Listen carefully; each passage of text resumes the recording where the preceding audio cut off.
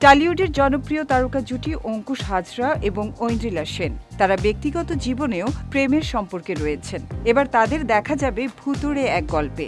চন্দ্রবিন্দু শিরোনামের সিনেমার মাধ্যমে নতুন চরিত্র নিয়ে হাজির হবেন দুজন।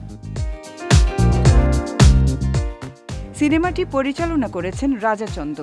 এরই মধ্যে সোশ্যাল মিডিয়ায় ভাইরাল হয়েছে চন্দ্রবিন্দুর পোস্টার। সিনেমাটির পোস্টার দেখে বেশ বোঝাই যাচ্ছে একটি গা ছমছমে ভুতুড়ে গল্প শীঘ্রই দেখতে চলেছেন দর্শকরা। প্রকাশিত পোস্টারে দেখা যাচ্ছে একটি কবরস্থানে দাঁড়িয়ে রয়েছেন ৬ জন ব্যক্তি। সবার সামনে দেখা যাচ্ছে অঙ্কুশ এবং ঐন্দ্রিলাকে। একপাশে দাঁড়িয়ে রয়েছেন তুলিকা বসু এবং শান্তিলাল মুখার্জি। অন্যদিকে দাঁড়িয়ে রয়েছেন অনির্বাণ চক্রবর্তী এবং সাহেব ভট্টাচার্য। ছবিটির পেছনে দেখা যাচ্ছে একটি বিশাল বড় চাঁদকে, যার নাম অনুসারে সম্ভবত সিনেমাটির নাম রাখা হয়েছে।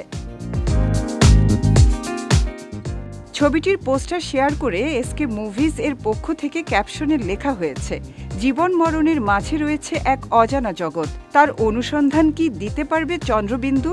ক্যাপশন পড়ে বেশ বোঝাই যাচ্ছে একটি অপ্রাকৃতিক ঘটনার উপর নির্ভর করে পুরো সিনেমাটি তৈরি করা হয়েছে। অশোক ধানুকা এবং হিমাংশু ধানুকা প্রযোজিত চন্দ্রবিন্দু মুক্তি পাবে আগামী ২৩ মে।